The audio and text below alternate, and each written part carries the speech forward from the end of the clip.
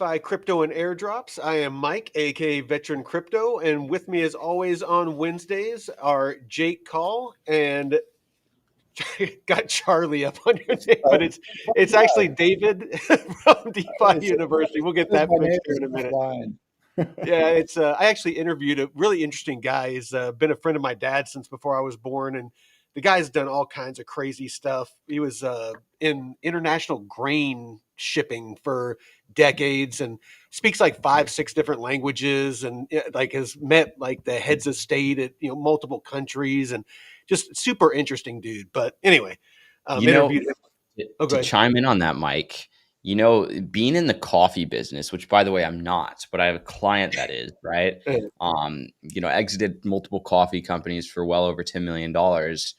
You actually deal with hedging instruments because you're having to hedge this is just not something that I thought of. He's like, yeah, being in the coffee industry, I learned a lot about hedging and all that. Like, what do you mean? You sell coffee? Like, what are you hedging, dude?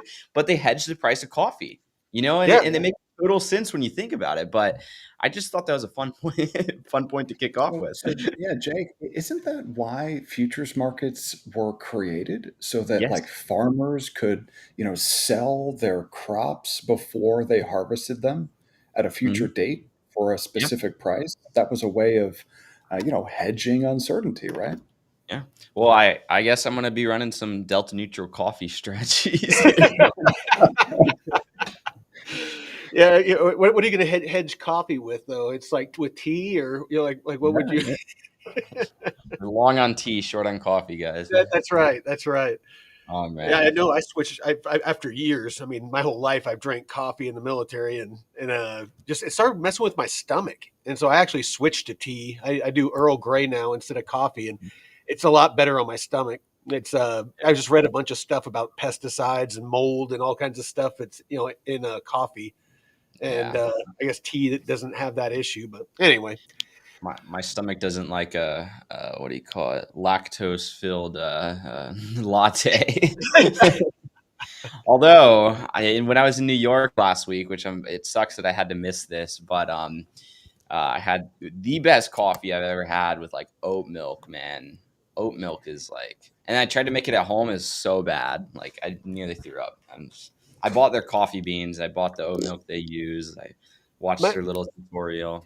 Didn't my ex, she actually owns a coffee shop, and she swears by oat milk. Like she always used oat milk in her coffee and stuff like that. And a lot of people, they really enjoy it. But well, good. anyway, David, you brought up kind of the topic for today, and so I decided to name it. Well, here I'll share my screen. And Hey, Mike, can you fix my picture, bro? what's wrong with your picture? It says I'm off. It says I'm offline. Is that just me? That's just you. I think that's just you. So yeah. Oh, Oh, now it says you're off. now it's you. Now it's not you. Now it says he's not even in the call. Yeah. So, well, hopefully he pops back in. But Yeah. so we called this one the art of DeFi. David was Mm. talking about. There he is. He's back. All Yeah. right. What's Um, the line though? so we called it the art of DeFi. So David, what was it that you had it on your mind? Yeah. So that was it's really bothering me that I can't even see myself on the screen here. It says offline. But what I sent you in the text, Mike, was The Art of Money Getting, which is Yeah. actually a book that was written by P.T. Barnum. Um, yeah. So it was a joke, but the the art of money getting, that was just something that I thought we might chat about. But what I've been working on though is taking that delta neutral strategy where I supply an asset on Aave, borrow against it, take what I borrow, throw it over into a CLP, and I've been taking that strategy and defining the rules for that strategy so that you know exactly what to do. Number go up, you do this. Number go down, you do this. Move Mhm. sideways, you do this. And once the rules, and once the rules are perfectly defined, then I can automate it. And what I've done is I've taken all of the libraries, all of the GitHub repos that I need to be able to make those calculations accurate. So, I needed an Aave library, a couple of Uniswap libraries, a Greeks library. I got all of that stuff, threw it into Cursor, and then I've got my slave in the basement working on it right now. His name's Claude. And just Claude works 24 hours a day, man, and I Yeah. don't have to feed him or pay him or anything. Yeah. Well, I gotta pay him, I'm but gonna pay him. yeah, I gotta pay him. But yeah, man. So that's what I've been working on, and it's gonna be assuming it all works. Looks like it'll be Well, pretty interesting. to chime in on that too, David, we've been building, we've had increased client interest, so we finally decided to build it out. We've been building something that we call liquidity license, um, which is basically like a licensing program for, at the start, it's going to be for higher net worth portfolios because that's what we've, tested it on. But think about it like this: you throw your money in a liquidity pool. You go and you link the pool to Hyperliquid using your API key. Um, and then ultimately it dynamically adjusts your hedge based on price movement. So you'd be able to configure like if price deviates this much from where the last rebalance of the hedge was, then go and add short, remove long, add what I mean, something like that.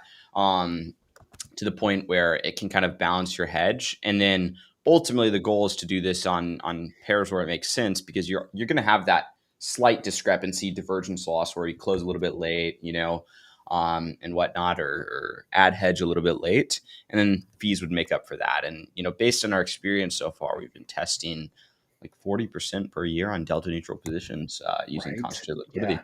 So it's pretty good. exactly. Yeah, Yeah, we've yeah, been modeling that out though. yeah. I'm doing the same thing. Doing the exact same thing. Perfect. Um, so the big challenge is I've run this strategy manually, on and off Yeah. for the last 2 years, and I know it works, but the problem is that I'm a human being and I have these things called emotions sometimes. Yep. And those Damn emotions, man, I know those damn emotions, but it's really, really not good when, you have to manage a strategy and, number go up, things rip higher. For me, just speaking for myself, my emotions tell me to do exactly the wrong thing at exactly the wrong time. So, Yeah. Right? right? So, Well, like I like, got a Bitcoin short in, I closed it out, or no, gold short right before that huge dump. It's Oh, like every freaking time I'm like, I'm gonna move this somewhere else, and it like would have paid out. So I'm sorry, yeah. David. Go ahead. oh yeah, yeah, no, man. So emotions are definitely the enemy of good decision making when it comes to being a trader or investing at all. So I'm just thinking like, okay, if I can perfectly define the rules for the strategy, then I know that I could automate this on Aave and Uniswap. Yeah. So that's really what I'm working towards. But it looks like it should just be a matter of getting Claude Code to build the modeling dashboard, and then the libraries that I imported, like, dude, I can pull real time data from the graph. Like, Awesome. so Man. Jake, so tell me about the data stuff. Yeah, Is the graph the place to go to it pull is. real time data? It is. Okay. It is indeed. Here's what I will say though. It is only as accurate as the actual subgraphs are coded, right? So that's something that we often deal with a lot, that we have to pay close attention to. Back when we used to use the what do you call it? The Uniswap public subgraphs for our calculator, like we'd return like 300 million in TVL in a pool, but next thing you know, there's actually only 150 million in TVL or 200 million in TVL when you go to the actual Ether scan and look at it. So where do they get the number? I have no idea, but it's like, and then the number that's displayed on their website is the right one. So it's like you run into those issues. And bro, So that's a huge problem, Jake, because it if is. I'm pulling data from the graph, it's telling me that the TVL and volume for the pool that I have real capital deployed into now If Yeah. the graph is giving me nonsense data, but then my model is using the graph data to make decisions, I'm fucked. So Yeah. like, Exactly. that's a Exactly. problem. Yeah. Yeah. Well, Well, that's what? that's somewhat of what the issue that happened on that huge, $20 billion dump was an Oracle failure. So Yeah. data, I mean, data is the backbone of, I mean, traditional finance with the stock markets. Data is, I mean, if the data is corrupt, and that's, kind of the Yeah. big pitch of crypto, is it's 100%. supposed to be secure and verifiable, and all those things that, buzzwords that finance wants to hear. And if it can't flip that bill, then we got an issue. Or David, get this. Imagine you're running this right on a server or something like that, and next thing you know, that server's down like it was earlier in the Yeah. week. And AWS. now Yeah. it's like Yeah, now the market's tanking. And you're like, oh shoot! Like Robinhood was down for a period of time, so you have to think about people that had margin trades opened or whatever that are ready to hit these as soon as ready to close something out as soon as the market is online, and next thing you know, they can't even log in or something like that, or can't even access it because of these issues. So it is a big factor. I know Metrics was down for a period of time as well, and we don't even use AWS. We use Versal, which uses AWS. So it's like you'd be surprised by the amount of wrappers that there are for hosting, and it's like you might not even know that you're using AWS. it's almost like a layer two. Yeah, I you're know, like, right? it's just, Yeah. and that's how DeFi will become eventually. It's a great point to segue into Hmm. because people will be using DeFi without even knowing that they're using DeFi. And I forget Yeah, who said this. I think maybe it was Coinbase CEO, maybe it was somebody else. But ultimately, there will be a time where you log on, you open an app, and it says, it's your wallet, and all you have to do is log in with email and password, right? And it has all your funds there, and you're like, okay, click, boom, okay, now I'm earning 10% on US dollars, and on the back end, it's like swapping your money into like 10,000 different stable coins and placing it across like 20,000 different yield that's farms. You know what I mean? pretty much what Mammo's doing. The And AI. Mammo exactly, is it's invest. You put your liquidity there, and it automatically compounds. It puts it on Moonwell. It will move it around to optimize it. The earning, and I mean yeah, and then you got Coinbase and the Base network. They're onboarding. I mean, it uses Morpho. As far as borrowing and lending. I mean, it's just they're already building that. You're 100% right, Jake.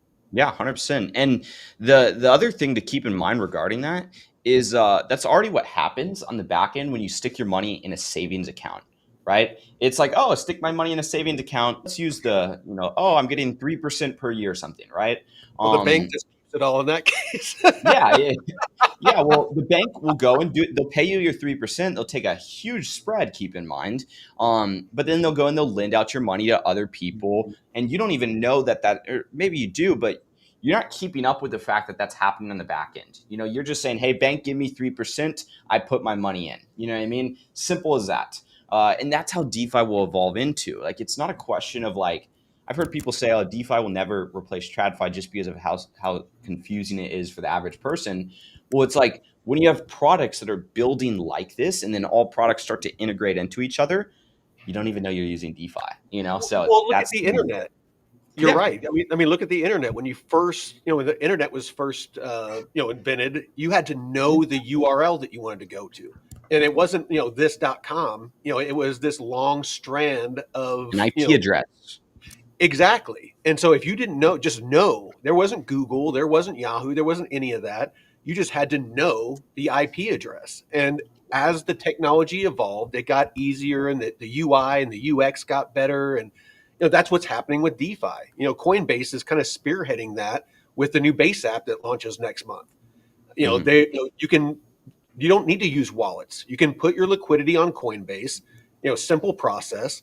And from there, you can already, take out a loan against your Bitcoin through Morpho. It does it for you.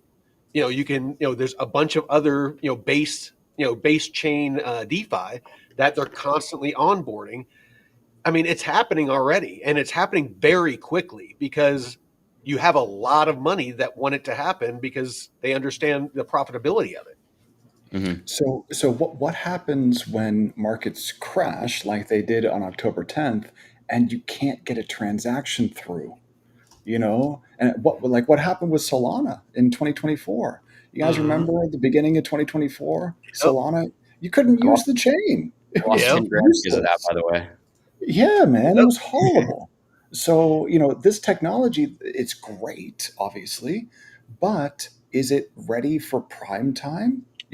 Is it ready for TradFi to move stocks onto Ethereum? Hell no. Hell no, Mm-mm. it's not. Not even close. And all you got to do is remember what happened on October 10th.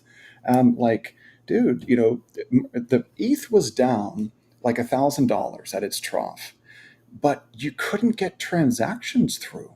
You couldn't operate. And Hmm. gas was like hundreds of dollars. Yeah. So, if during a period of stress, the underlying technology becomes unusable, then, like this adoption that we're talking about, how in the world can you serve billions of users if during a little crash, like it just breaks? Like that That's needs to be very fixed. valid. No, Yeah. that's very valid, David. Yeah, 100%. that's bad. I wish it was better, man. Like, why can't this stuff just work well? Well, Um, It yeah, will. It's gonna take time, and it's gonna have its pitfalls and stuff. And it's a good problem to have, I would say. yeah, no, yeah, and I think a lot of it is going to be. I think there needs to be a huge shakeout. And I think I kind of feel like, and I wouldn't mind getting both of your input on this. I kind of feel like that's starting to happen. I mean, we already had Cadena. They right. declared Yeah, bankruptcy, and you're starting to see cracks in other larger projects. I mean, we see smaller projects go by the wayside all the time. Half the time we have haven't even heard their name. But there's over 25 million different tokens and coins out there. There needs to be a culling so that the focus moves, and the resources, the liquidity, the developers, all of that gets coalesces with more some better projects that are further along in the process, Mhm. as it pertains to what you're talking about, David. So I don't know, Jake, I mean, kind of what do you think needs to happen for DeFi to get to a place to where it can is ready for prime time, like David said?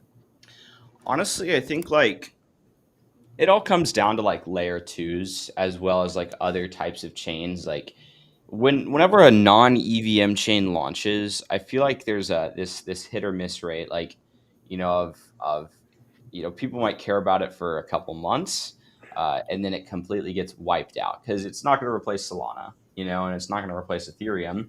So a lot of just chains launch as an Ethereum layer two, and that ends up working out the best for them.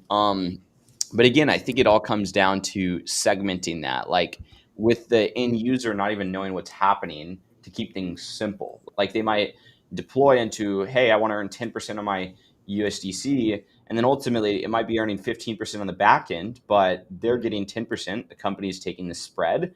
And ultimately, it's put them on Arbitrum and then Ethereum. So that way everything's distributed, and then there's risk management protocols and everything.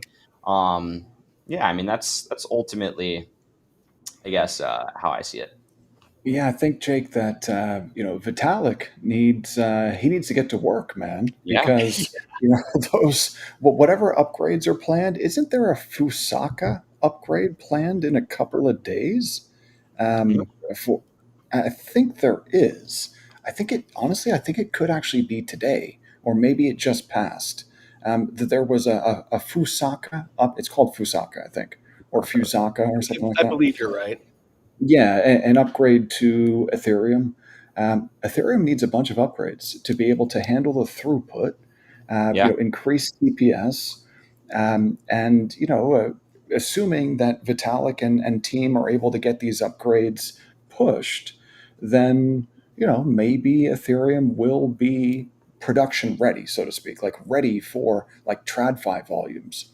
Yeah. But I think it's pretty clear that it's not ready. And so, what that tells me is that all of these assumptions that are being built into the price for these digital assets, specifically alts, and specifically like the layer one smart contract protocols, there are a lot of assumptions built in. And if any of those assumptions don't play out, well, then maybe, uh, maybe some of the price targets don't get hit. For Bitcoin, it's pretty clear to me that Bitcoin is in a league of its own. Bitcoin is a non-sovereign, non-custodial digital bearer asset, and those qualities make it extremely attractive for people who are looking to diversify away from, fiat land. Yeah. But when you start taking a look at the smart contract platforms, and it definitely feels like we're in the Wild West. I like Mhm. to, I think of this as if we were back in the 80s or the 90s with the operating system wars and the browser wars. And so, even though it looks pretty clear that Ethereum is going to be the winner and be able to gobble up the majority of the TradFi and RWA market share, like if some of these underlying assumptions don't bear out, well, then maybe there will be some competitor that comes along down the road and eats Ethereum's lunch. That's a Yeah. possibility. Yeah. And by the way, you guys, I got that Solana Seeker phone. Um, Ooh. so I got it in the mail the other day, and I can see where Solana is going, what they want to do with a DApp store, and with a hardware wallet built into a phone. I can see where that could go, but the implementation of it is just not very good. Like the phone itself, um, it feels like a burner phone with a smart wallet built into it, with a Mhm. hardware wallet built into it. And like when I go to the DApp store, the Solana DApp store, um, the whole reason that I wanted to use it is for payments. I want to be able to go down the street to a store and use my Solana Seeker to buy stuff in real life. Yeah, And the like your pay, Apple phone where you can touch it to yeah, yeah. Exactly. And I could do that with EtherFi, or any of these neobanks on EVM chains. But Mhm. I wanted to be able to do that same thing on Solana with the Mhm. Solana Seeker. And in the dApp store, they don't even have any PayFi apps. So it's Really? like, doesn't really feel like it's ready for production yet. Mhm. And I see in the chat that Jers is saying a lot of people got it for airdrops. But what airdrops? Like there haven't been any airdrops. Like I've got this thing, it's all set up, and it looks like in order to be able to qualify for the airdrops, you've got to perform actions on the seeker. That's what it looks like. I didn't spend enough time to go through it because I was just disappointed. I was really disappointed. Like the phone itself is not a premium device, and it just kind of felt cobbled together. Mhm. So yeah, not the best. I'm really looking forward to what the base app could become, though, Jake. I think Mhm. that base app could be really cool, man, because like the ability to tokenize your posts on social media and tokenize yourself and your content, that's pretty darn cool, man. Yeah. So yeah, I'm excited for it. I wasn't seeing the yeah, comments. I had to refresh. Sorry. You're good. We were just talking about the base app, how the base app is coming. Yeah, I'm anxiously waiting for that. I've been on the wait list. I was hoping to, be able to get that because I was wanting to do an actual just a live and kind of demonstrate it live. But I'm Mhm. actually pretty excited for the base app. Honestly, it's like base. I really see base shaping up to be a huge powerhouse in DeFi and possibly in RWAs, but more so DeFi. Do you think Depending. there will Okay. Sorry. I was gonna say, do you think there will be a base token? yeah, They I did come out and say that they were seriously looking at having a launching a base token. Yeah, I think there will be. yeah, I think so too. They kept saying, "Oh no, we're not going to launch a base token," but I think they're going to. I think they're There going to. Well, they actually came out and said that they were basically just figuring out the final details of what they wanted to do with it, but that they were going to launch a base token. Yeah. So that's a would be an interesting development because I know a lot of people are concerned, holders of Aerodrome and stuff like that, because Aerodrome has kind of been seen as the proxy token, since there wasn't a base token. That's what a lot of people kind of felt like if you buy Aerodrome that it was a kind of a stake in the base network, but because it's 60% of the volume last time I looked on the base network. Just wait till Coinbase launches a DEX. Coinbase, they do have the Perps decks. They have Avantis, and Yeah. actually, I've been talking with their team today, actually, about potentially coming on the show. Um, Yeah. but they, and one of you gentlemen or both of you, you're welcome to join us for that because I'd love to have you ask some very pointed questions. But I actually have been having issues with logging in. I got a new message that was saying, I needed to create a secure connection. And so I didn't click it because I was like, this is new. I Right. was wondering if maybe it was an exploit. So I went to their Discord and was talking to some of their people there. They said it was legit. And whenever I try to do it, it says that it can't complete it. And so their staff there has been very helpful, but hasn't been able to figure out the issue. So, yeah, it's kind of in a was talking about where we're really excited about crypto. Obviously, we're all invested in it and becoming knowledgeable about it. But is it ready for the amount of volume? The amount of liquidity that is going to have to move across it if it's going to be integrating decentralized finance and TradFi. Hmm. Yeah, I Who think the knows? answer right now is no. I think it's Yeah. not ready. Yeah. I think that's pretty clear. But will it be ready in the future? Oh, yeah. Yeah. I mean, there are a lot of really smart people building in this space. So, no doubt in my mind that, when Larry Fink says that everything will be tokenized, he means it. And Avantis is a great example of synthetics. Those are not real tokenized stocks. So, the problem for me, Mike, with Avantis is I can't tell if those synthetics are legal or not. Mm. It looks like they're not legal, to be completely honest. Like it looks like they're just some form of like unregistered security. Um, so hopefully that will be resolved because the firms that are backing Avantis are like some of the biggest in the space, and some of the biggest VCs. Period. I mean, you've got Peter Thiel's Founders Fund as an investor, right? So I think the legal stuff will probably be resolved in Avantis's favor.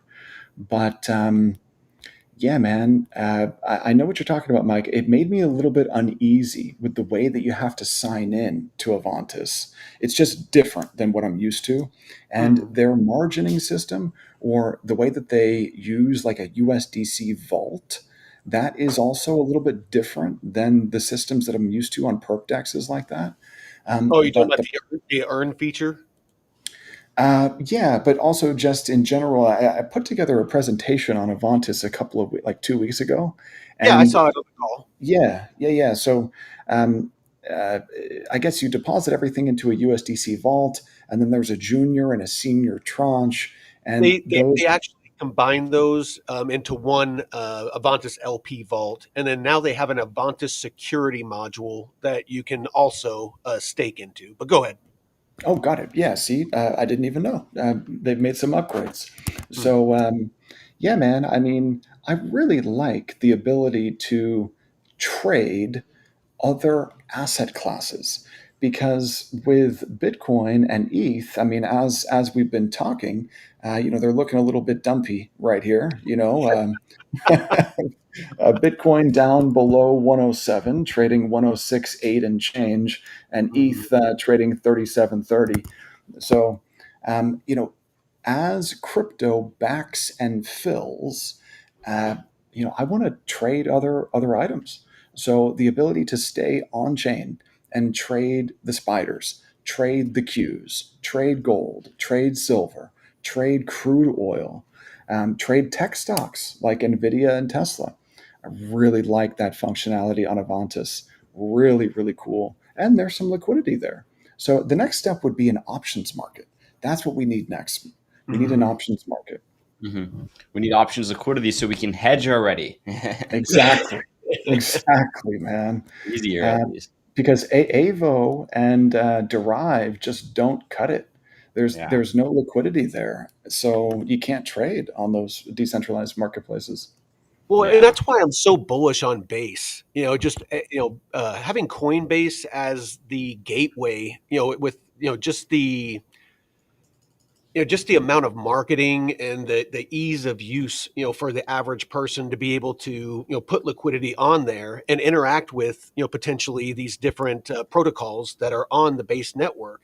To me, it's just removing those barriers to entry. It seems like they're the ones that are doing it the best to remove the barriers of entry for the average person. Not the people like me and you that know, the process of using a wallet and how to move liquidity and, how to interact with the protocols. Most people, they don't want to spend that kind of time to learn. They want to be able to deposit from their account, click a couple of buttons, boom. Like you said, I'm earning 10%, I'm earning 20%, whatever. Yeah. Look at my, on my lunch, I look at my, my dashboard. Am I making money or am I losing money? That's what people want. They don't Yeah. want to have to do all these complicated things. They don't have the time. So that's just kind of where my focus has been. And 100%, I agree with you on Avantis. And, I mean, it has zero fee perps, equities, indices, crypto, Forex, commodities. I mean, it's just shaping up to be, and it's just kind of been, I think it's kind of been forgotten because of Hyperliquid and what's that other one? Aster. Aster. You know, Yeah. they've been top of mind for everybody because Binance and CZ has been pumping the hell out of Aster. Yeah, I mean, I was gonna say I still trust Hyperliquid the most when it Mhm. comes to opening a short position, parking margin on there and stuff like that. I just feel like I'm the safest there. So Yeah, you just got to be careful of cross margin. A lot of yep. people found It's out really the hard annoying. way. Yeah. Yeah, yeah. But they do have the ability to use isolated margin, but yeah. Well, I think just a lot of people didn't look, or they maybe clicked the wrong thing. I don't know, but Yeah, yeah, 'cause what it's Dave is by talking default about. cross and it's really annoying. Yeah. I wish you could Yeah, set defaults in there. So and that's probably Yeah. exactly what it was. It's just the default is cross margin or whatever, and yeah. it just sucked their entire portfolio out of there when they got liquidated. Yeah. Yeah, Yeah, I so would.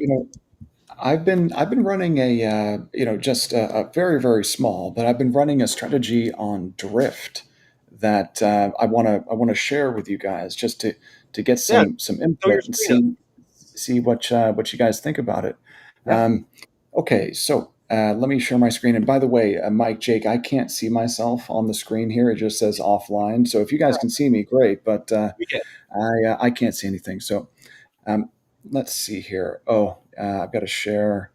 It says I, while sharing entire screen, you can see it or no? yep. Okay, Yep. awesome. So this is the basis trade calculator that I built. And I just want to walk you guys through the legs of this strategy over on Drift. First, you swap into JLP. And JLP, and maybe I need to hard reset my or refresh my browser here. Do you guys see this same APY for JLP or has it changed? I think it must have changed because there's no way that this is still 50%. Let me Do you guys? Yeah, I think I probably just need to hard refresh my browser and clear the cookies and cache. But I see the JLP pool. right, right. But it's been saying 50.06%, exactly 50.06 on my screen anyway. It's been saying this since like last Friday. So I think that I need to clear my cache and refresh. it Unless showed one of you guys, 50% on my end as well. it says It does 50% on your end too. it, it does say last updated 10/17/2025. So I'm There we wondering go. if maybe it only updates every week and it's not actually live. There we go. Yeah, that makes sense. Got it. So I'm going to go ahead and just run with the 50%. So I hop on over here to the calculator and I just enter 50%. So what I'm doing with this strategy is I'm hedging away my exposure in JLP to Solana, ETH, and Bitcoin. And by hedging it away, then I'm isolating this yield. And as long as the funding rates on Drift for Solana, Ethereum, and Bitcoin are either positive or not too negative, then I can come out and do yields, generate a yield like this. So I'm running this strategy right now, and I want to just walk you guys through this because there are a couple of important things that you got to keep in mind. So over here on Drift, at number one, if you're going to run this, then everything needs to be run out of the main market. So you've got to deposit your JLP here in the main market, and then I think it's also a really good idea to deposit USDC here. Now, here's the reason why. So if I hop on over here to Overview, and then I take a look at the positions that I have on. So these short perps, these positions, when they accrue losses, so when Solana, Ethereum, or Bitcoin go up above my short entry price, these short perps accrue losses. Those losses settle to, if I hop on over here to borrow lend, those losses settle to a USDC borrow position where you're Mm, paying whatever the borrow APY is. So what I did is I deposited some USDC in addition to depositing JLP just to give myself a little bit of a buffer before I start paying 8% to borrow USDC if those perps suffer losses. But the whole goal here, if I bring it on over to Jupiter again, is if I deposit $1,000 of JLP and then I hedge away my exposure to Solana, Ethereum, and Bitcoin, and if the funding rates on Sol, ETH, and Bitcoin perps on Drift are positive, then I've got a really great basis trade, earning the APY on JLP plus farming the funding rates on Drift for Sol, ETH, and Bitcoin. So the way that that looks is right here. If I deposit $1,000 of JLP, then because the target weightage for Sol, ETH, and Bitcoin is displayed right here on Jupiter. So the target weightage for Sol is 47%, the target weightage for ETH is 8%, and for Bitcoin it's 13%. So if I deposited $1,000 of JLP, I would then get short $470 of Sol, $80 of ETH, and $130 of Bitcoin. And when I mm, do that, I will have hedged away my I would have hedged away my exposure to these three assets. And then in addition to that, I deposited $320 of USDC just so that if those short perps incur losses, I don't start to accrue a USDC borrow position over here. So that's the strategy. And, I've just been running it for like a week and it's done nothing. I've made $1. Yay. but, so or $6 or whatever. But the reason why I think this is so interesting is if you take a look at Vectis. So Vectis, this whole strategy can be automated, and you can put a front end up, allow people to deposit into this strategy. Vectis is doing just that. okay. So if you take a look at Vectis, and I can bring it up if I go to DeFi Llama, but they've got a little bit more time running this strategy, something like 12 months or so, maybe a little bit longer than that. And the strategy does like 40% APY. So yeah, that's why I'm interested in it. I'm interested in these delta neutral strategies where you can do 30+% APY. So Yeah. this is one of them. And another one is the pseudo delta neutral CLP strategy using Aave and Uniswap, which I'm pretty sure should be able to do something like 50% on that. Pseudo delta neutral. But Jake, Mike, what do you think of the basis trade over here? Lots of moving pieces, man. But if you can manage them properly, then it makes a lot of sense to run something like this. Um, my only question would be, how does it compare to just finding a lending market that you can lend stablecoins on for say 20 to 30%, or like 20%? Yeah, I mean, finding a single lending opportunity on USDC or USDT that's going to pay you greater than 10 or 15%, those opportunities are few and far in between. There aren't many of them. It's fair. Um, Yeah. so, and then once you start using leverage, then you've got liquidation risk.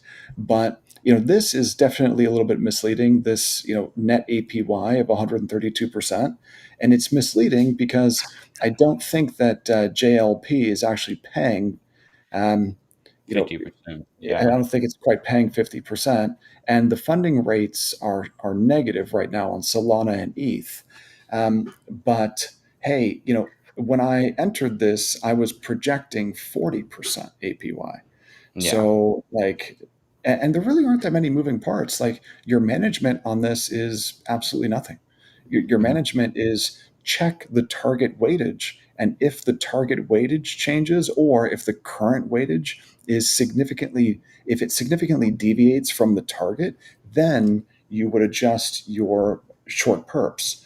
But if that doesn't change, then what you do to manage this is exactly nothing. You do nothing. Yeah. So another thing is you got to check the funding rates on these perps, because if the funding rate on specifically the Sol perp, if this becomes more negative than your APY on JLP is positive, then that would significantly eat into your profits on the trade here. But yeah, I kind of like it. Yeah, I do too, man. Because it, So it mitigates your actual risk with platforms, by using, trustable platforms as opposed to having to dive into something random. It also mitigates your risk of having crazy stablecoins and whatnot, where you have like wrappers of wrappers of wrappers, basically. So yeah, So Stan's Yeah. asking you, David, if you have alerts, for these, these types of moves, or do you have to manually check? No alert set, but I wouldn't know how to set an alert for the current versus target weightage here. I'd have to use like Playwright to like view the browser or something like that, or maybe Jupyter. I could just pull it from their API. I'm assuming that they have one, but no alert set, and I'm in front of my computer all day, every day anyway, so. If yeah, something here changed, I'd be able to take action. But it's not exactly like I've sized this very big. This is like, I'm just testing this out just to make sure that it works. Look, man, I made $6. It's Nice. not, but when you look at Vectis, like, dude, you can size this well into 8 figures, So, what that tells me is that even when you scale this up, you don't necessarily dilute yield against yourself, which is pretty cool. Um, so I quite like it. And assuming that I'm able to figure out how to do the Aave Uniswap hedging automation, then maybe do something over here too, because Vectis proved that it can be done. hmm So I Nice. like it. I like it. I don't yeah, know if you could see it. I don't know if you could see it. There, part of that, I trolled a little bit. I threw up Avantis where it has the vaults where it's making like 23% on stables on USDC. Oh, nice. 23% over on Avantis on. Yeah, I got it up on the screen now. It's like 22.83 on USDC, and then on the security module you can get 23.65. Man, that's great. Does it give you, because I can't for whatever reason? Oh, there we go. Now I can see it. Um, does it give you any detail about what the APY has been over time in that vault? It not that I've seen, but this is the lowest that I've seen it. I have slowly been watching it trickle down. I think the more liquidity that they get, then the lower that the rate's going. But when I first got into it, it was like 35, and now it's down to 22, 23. So it is slowly dropping, and I would expect that it's probably going to settle around 10%, or somewhere in that ballpark would be my guess, because that seems to be kind of the going rate that I've seen across. And the thing that I like about it is you can instantly remove your liquidity, so it's not like there's an unlock period or anything like that. So I mean, it's kind of right. I've been keeping a really close eye on it. That's why I'm somewhat knowledgeable on it. Is I see it as being, if we ever do get an alt season and I'm able to cash out into stables like my plan is, that I have a decent little chunk here if it keeps earning like this. Yeah, 100%. So, are you guys familiar with the phrase picking up pennies in front of a steamroller? You familiar Yes. with that phrase Little in bit, trading and crypto? Yes. So one thing that I can't help but think about when I see something like this is if you don't know how the yield is generated, you are the yield. And I'm not saying that that's true here on Avantis, but I would really, really want to dig in and see what are the risks here. yeah. Because 22%, 23% single lending USDC with no lockup, where you're liquid and you can withdraw at any time. Um, you know, a lot of people would love to earn that yield, but if the risk is that you could go to zero overnight and there's no recourse, well, then you're picking up pennies in front of a steamroller. You are. So yeah, So my understanding on it is the way that they pay this out is kind of like you're talking what you two are always talking about with you, that you like projects that basically pay you for holding the token. Yeah. Is they're basically using the fees and the liquidations and things like that to pay this. Whenever people get liquidated, whatever, the revenue that the platform generates is how they pay this out.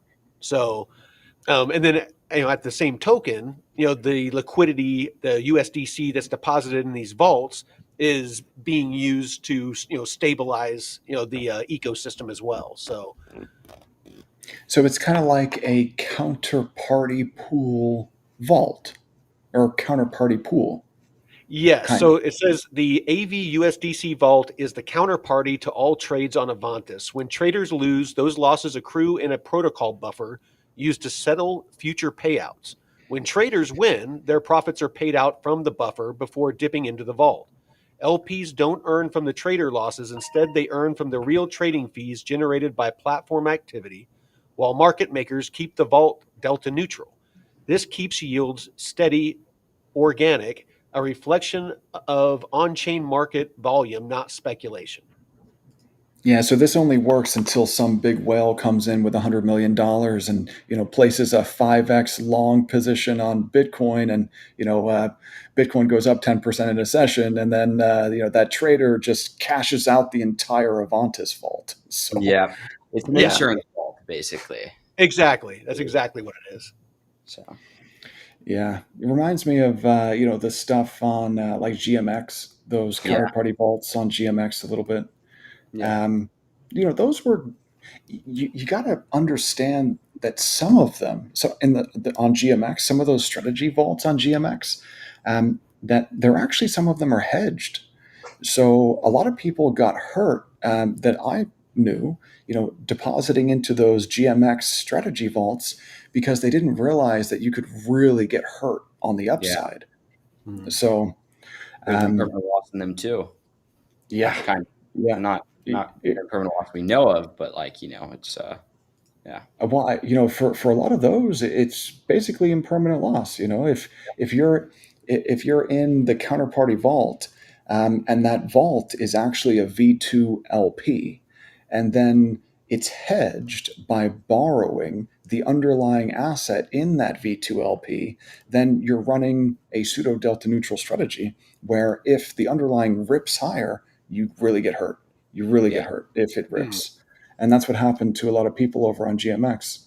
So No, and it's that's the big reason why. Like I said, it's not like I'm going to dump all of my stables in there, but if I have like 500 grand or something like that, I'll put 50 grand in there. Yeah. Earn 23% on 50 grand and just have it be part of my Part of the yield overall generation. strategy. Yeah. Don't put Yeah. all your eggs in one basket. It's the worst No. way to invest in. No, no, not yeah, at all. So, yeah, man. I think even so for stuff like that, the yield farming and yield farming stables. I think a more appropriate allocation. Let's say that you're starting with $500,000. I think a more appropriate allocation would be something like 1% or maybe 2% mhm, per protocol. mhm. Um, you know, I think it would be a lot better to diversify like that rather than putting like 10% per protocol. Um, But yeah, man, I've been reading on X that a lot of those yield farming opportunities, not quite as lucrative as they were just a couple of months ago. Hmm. So, much more difficult to generate that 20, 25, 30% APY single lending stables now. That'll all change if Bitcoin rips though. That's the I thing, is that we Yeah. are at an all-time low when it comes to interest right now. I mean, just looking at the people that, our viewership. I've been watching the data, and it's been pretty steady. But for being in a bull market, I mean, I see it on other channels too. It's It's just there. What's that? I was gonna say it's an institutional bull run. That's the Yeah, thing. They're it's flocking like crazy here, but the retail users, not yet. exactly. It's just, we have not gotten the interest. And that's kind of how I'm gauging this market, is the interest. I have not seen any sort of retail interest in this, bull run. Yeah, Like Jake was saying, though, institutions. I mean, they're having meetings every other day. Huge institutions, governments. They're having meetings and drafting legislation, and it's. I mean, there's big things happening right now. And that's what I keep telling our community is do not pay attention to price. It's an emotional trigger that is used to fudge you out, and they are buying up everything that they can, and behind the scenes, and partially, in front of the curtain, they're making huge moves. And if you ignore the price and you find good, solid, fundamentally strong projects that are actually being built on, that are actually being adopted, you're going to make money eventually. You just yeah. have to have discipline. You have to have patience. You have to stay stoic and not let your emotions get the better of you. So, that's probably the best advice I could give anybody right now is Oh I yeah. know it's rough. And Jake, why don't you go first and give us your closing thoughts? Say we're getting close to the hour, so. Yeah, I mean, as far as like what I'm doing in DeFi right now, like I'm just kind of getting back in the groove. Like I was gone for a week, so I closed all my positions. And when I say closed, I mean I flipped them into hodls where I don't have to manage them, where I could just let Hmm. them do their thing, right? Wait for that price appreciation because I'm still long. Um, and and it's a little bit of a blessing in disguise because we've seen so much volatility. Like every day, I get a notification from CoinGecko and then an X notification from Watcher Guru. It's like Bitcoin's at 114,000. Bitcoin is at 108,000. I'm like, what do you mean? Like literally yesterday we were at 114. Like why are we at 108? Bitcoin is back up at 114. It's like a roller coaster. So it's like why if you're going to be in LPs right now, which I'm going to open some pretty soon, open them at the 108 mark, right? And at the Hmm. same time, open them with broad ranges. Like give yourself room to move with that volatility so you don't have to lock in a bunch of impermanent loss or anything like that. So, yeah, Yeah, man. What you just said there, Jake, reminds me of a video that I watched a couple of years ago on loss versus rebalancing, yeah, lever. And it was some guy, some professor from like an Ivy League institution, Ivy League school somewhere. I don't recall which one. I think it could have been Columbia. But what he was talking about was loss versus rebalancing. And my takeaway from that discussion was that, you know, as an underlying asset becomes more volatile, you must earn exponentially more yield to even have a shot at beating divergence, yeah, beating impermanent loss. And so, what that my takeaway from that is that means that there are a lot of pools that are just not investable, correct. because they're too volatile. There's not enough volume. It's unlikely that you would be able to beat divergence. Um, so, if I'm taking a look at an LP, a Bitcoin LP in this environment right now, what do you pair it with? Do you pair it with ETH, or do you pair it with a stable, or Well, or I do you paired pair mine it? with these that I just opened. Yeah. Yeah, I mean, look, man, there are some interesting looking LPs out there right now, but Yeah, the bottom line for me is that I can only provide liquidity in like two assets. Maybe I'll take a look at Solana when the volumes are really high, but I'm in Bitcoin and I'm in ETH, and that's it. Um, but you guys, I'm looking at BTC, and that 50-week moving average, that's a line in the sand for me. So, we close below the 50-week, and my bias is going to start to flip short. I'm going to start to trade from the short side if the 50-week is broken and closed below. I don't care what the news is. Like, the news could be the most bullish news in the world. If price is moving lower, I'm going to respect price and I'm going to start getting short. Yeah. But because the next support after, if 102 breaks and we close on a weekly candle below 102K on BTC, the next support is 75K. And that type of move, a break like that, I think that it would be a swift move to 75. So it hasn't happened. It hasn't happened. I don't want it to happen. I'm a bull still.